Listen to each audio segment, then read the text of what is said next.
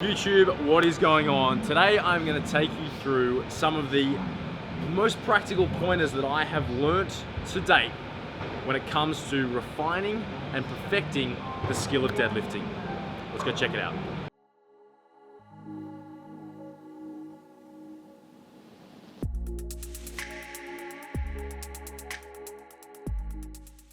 So obviously we have two types of deadlifts. We have the conventional and the sumo stance. Now, typically speaking, you're going to stick with one or the other. You might use the other one as an accessory movement, but more often than not, chances are you're going to be sticking to the one movement. It largely comes down to personal preference in combination with your body composition, what works best for you.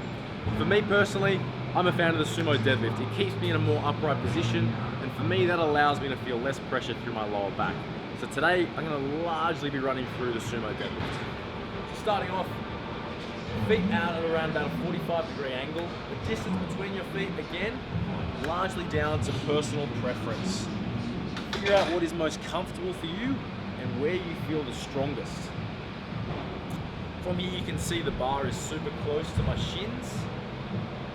We want to make sure that our bar path is as straight up and down as possible from a side-on angle.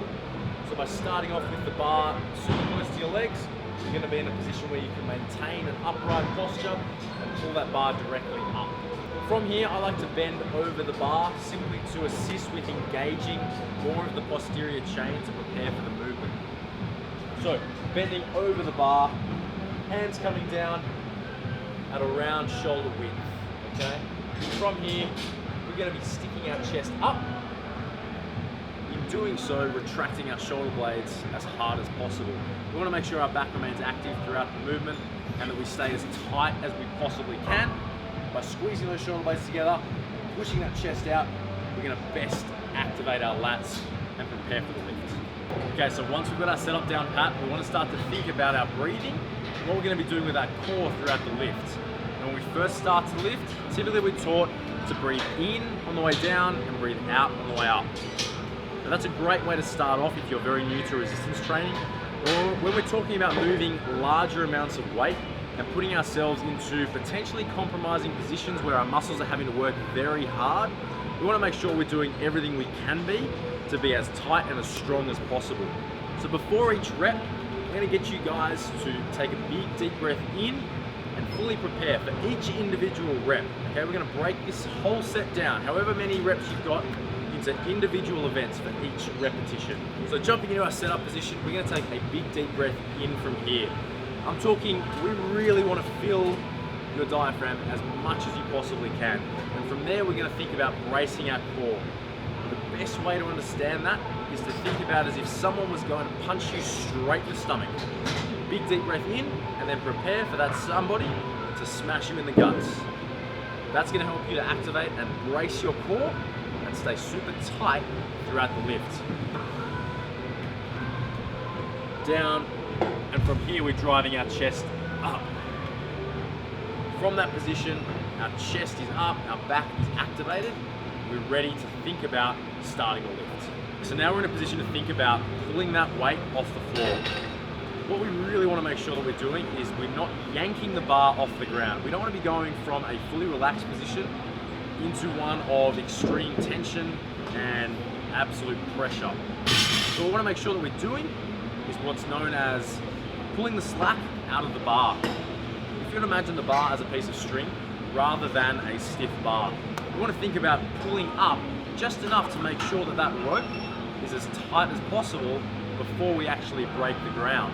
For those of you that have some experience deadlifting, you'll understand that when you do first go to pull a deadlift, there's a little click, because in order for the weights to get onto the bar, there's the tiniest amount of room outside the edge of the barbell. What we want to make sure that we're doing is essentially absorbing that room before we're pulling the bar off the ground. So we're pulling the slack out of the bar and then we're breaking the ground. We still want to pull the bar off the ground quickly, but from an active and ready position rather than a relaxed one. Setting up again, big breath in, bending over the bar, hands down about shoulder width, chest coming up, shoulder blades back. Big breath in, pulling the slack out of the bar, and then breaking the ground.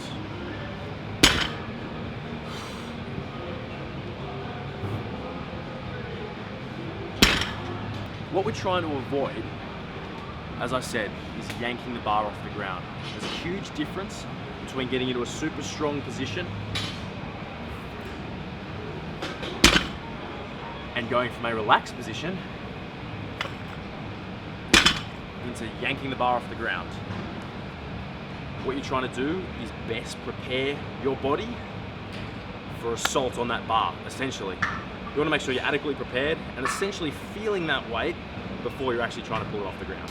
So we've pulled the slack out of the bar, now we're thinking about pulling that bar off the ground.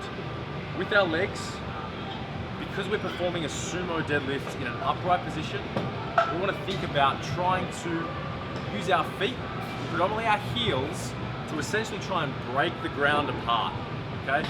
We're driving out with our legs to really try and activate our glutes, and as the bar is coming up off the ground, whilst our chest remains upright so that we are in an active and upright position throughout the lift, we're thinking about snapping our quads together while simultaneously driving our hips forward. Set up as normal, big breath in, over the bar, chest up, big breath, pull the slack out of the bar, coming up and snapping the quads. At the same time, we're driving through with the hips.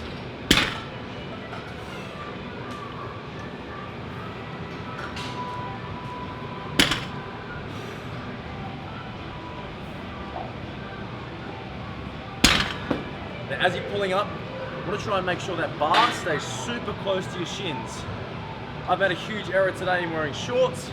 Always wear pants or some knee sleeves so that you don't end up scarring the front of your legs, because ideally that bar is going to be scraping up your legs, because from a side-on position, you want to make sure that bar is moving straight up and straight down.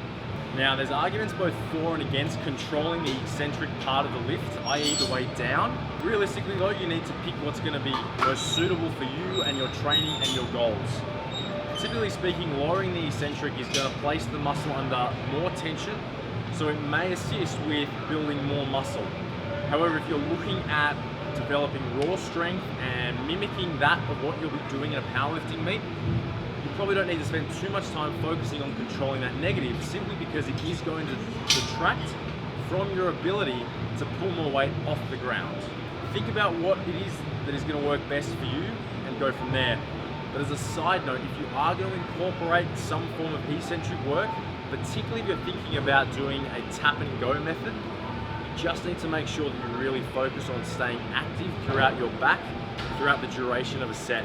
One of the worst things you can possibly do is look at dropping the weight and trying to catch it on the way back up again without being ready to do so.